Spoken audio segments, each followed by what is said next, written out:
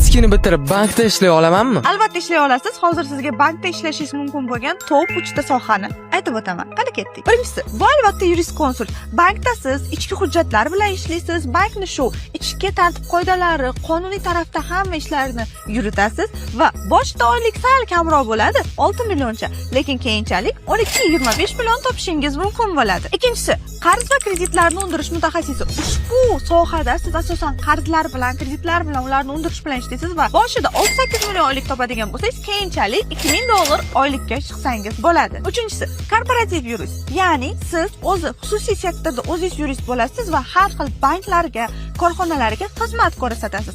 Va bu sohada eng zo'r tarafi siz bittada 3, 4, 5, 10 ta xohlasangiz korxona bilan ishlashingiz mumkin bo'ladi. Ularni korporativ hujjatlarini yuritasiz, ularni qonuniy ishlashini ta'minlaysiz va shunga o'xshagan ishlarni qilasiz. Boshida o'rtacha 8-12 million topadigan bo'lsangiz, lekin keyin 3 ta 4 ta kompaniya bilan ishlab 40 milliondan ko'proq pul topishingiz mumkin bo'ladi. Shunday foydali ma'lumotlarni bilib olish uchun sahifamizga obuna bo'lib qo'ying va izohlar